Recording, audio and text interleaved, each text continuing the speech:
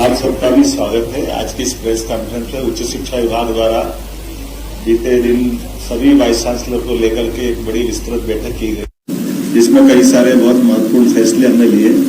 मैं उचित समझता हूं कि आपके माध्यम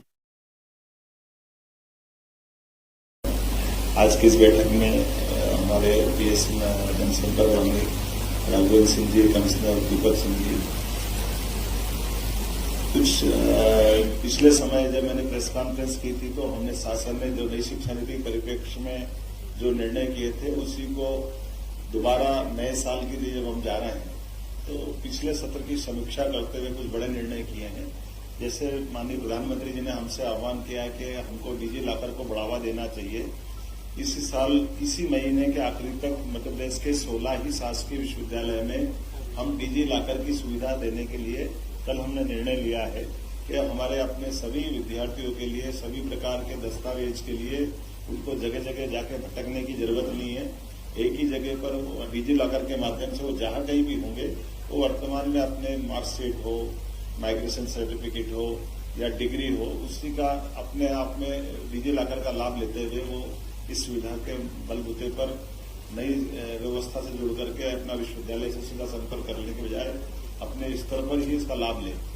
दूसरा निर्णय लिया है कि हमारे अपने सारे परीक्षा परिणाम हम कोशिश करेंगे कि 30 जून के अंदर इस सत्र के सारे शिक्षा के परिणाम हमारे सभी आ जाएं।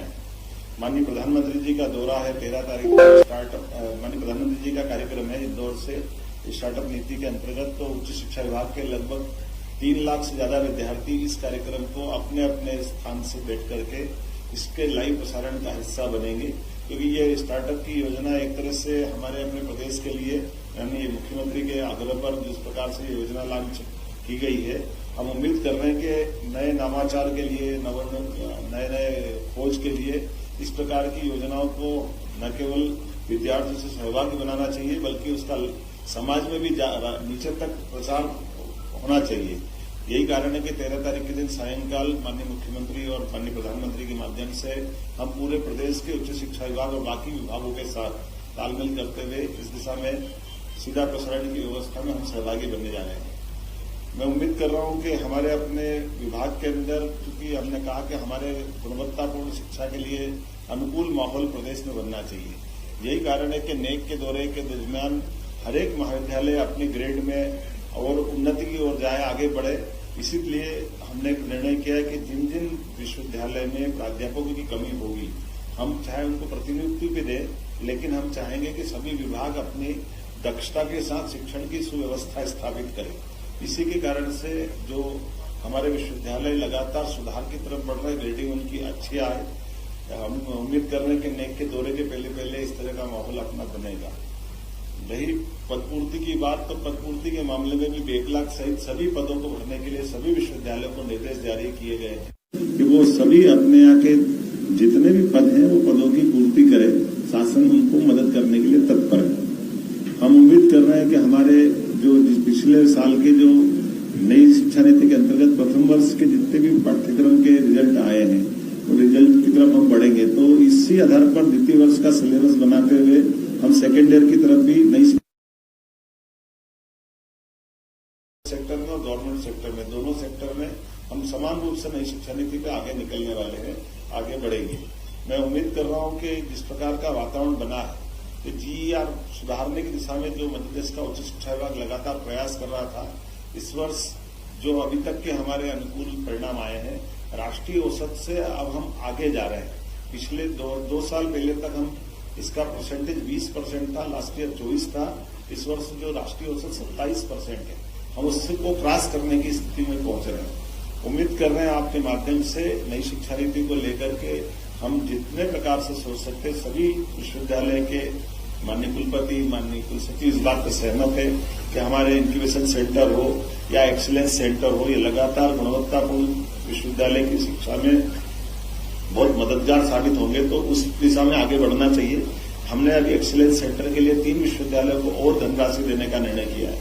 विक्रम विश्वविद्यालय, रानी दुर्गावती विश्वविद्यालय और एक विश्वविद्यालय और हम इसे करके हम 3 विश्वविद्यालय डीएवीपी दिव्य इंडिया विश्वविद्यालय। तो हम इसके माध्यम से प्रयास रहे हैं कि हमारे एक्सीलेंस सेंटर साथ ही साथ परंपरागत के साथ व्यावसायिक बढ़ावा देने के लिए हम आगे बढ़ रहे हैं।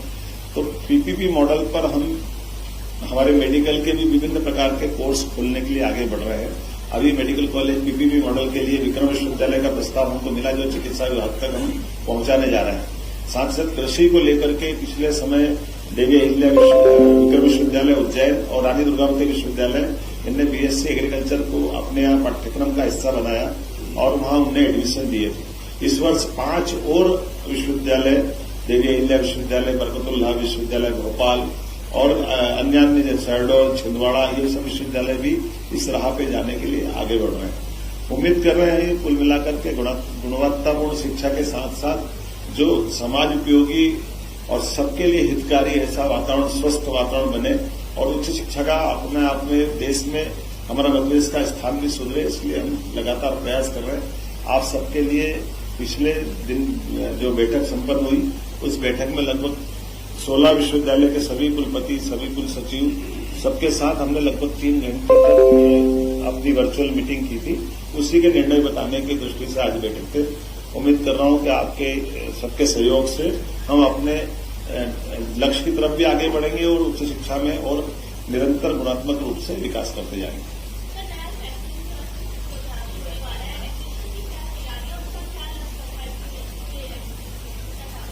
जैसे कि आपने पूछा है, हमने कहा कि हमारे पिछले सत्र की परीक्षा समाप्त समय सीमा में हो जाए तब हम अपना सत्र चालू कर पाएंगे। इसीलिए मैंने प्रारंभिक में कहा कि हम कोशिश कर रहे हैं हर हालत में 30 जून तक हमारे रिजल्ट आ जाए, ताकि जुलाई से हमारा सत्र विधिवत रूप से प्रारंभ हो सके। इस वर्ष हमने रिजल्ट के साथ में एडमिशन में भी कई सुधार किए। अब पिछली बार आपको हर बार अलग अलग उनके एडमिशन के लिए हमको अपनी लिंक खोलना पड़ती थी। अब उसको बजाय हमने पहली बार लिंक खोलेंगे, उसके बाद में सीएलसी राउंड में नीचे आचार्य को हम पावर देंगे और बार बार बच्चों को परेशान नहीं होना पड़ेगा, वो अपना ठीक से एडमिशन ले सकेंगे।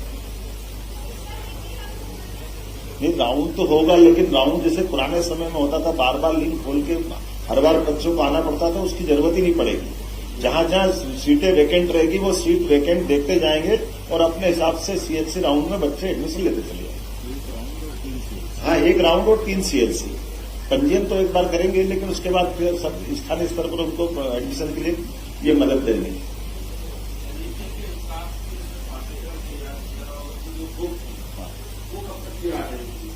आपकी जानकारी के लिए हमारे प्रथम वर्ष की हमने ये सारे संसाधन जुटाए गए थे, इससे आधार पर प्रथम वर्ष पूरा किया और सेकेंड ईयर की बुकें हमारी तैयार है। हर हालत में एडमिशन के साथ उनको पाठ्यक्रम की पुस्तकें उपलब्ध कराते हैं।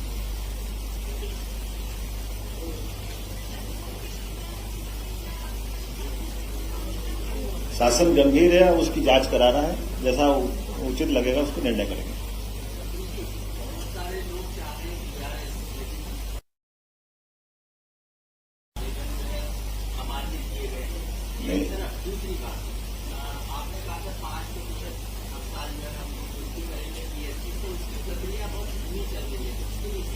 इस आपकी जानकारी में बता दूं कि दोनों आपके अलग अलग प्रश्न में दोनों को उत्तर देना चाहूंगा। वीआरएस को लेकर के हमारे प्राध्यापक जो 20 सत्र में जाना चाहते हैं, विभाग ये चाहता है कि सत्र के पूरे होने के बाद में उनके बारे में निर्णय करें।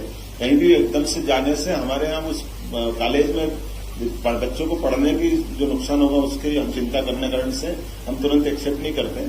लेकिन ये बात भी सही है कि हम आप कोशिश कर रहे हैं कि हमारे सभी प्राध्यापक नियमित श्रेणी के आ जाए, इसलिए पीएससी के माध्यम से, वित्त के माध्यम से और भी कोशिश कर रहे हैं। लेकिन जो जन की बार बार ये जो हमारे जैसे शासकीय भर्ती में विभिन्न कारण से अलग अलग जो आरक्षण के कारण से जो कई बार निर्णय आ रहे हैं, तो उसके कारण मजबूर होकर के हमको बार बार ये थोड़ी सी व्यवधान आ रहे हैं। लेकिन मुझे लगता है कि जल्दी इसका समाधान निकले। वो अभी बात हुई ना उसकी।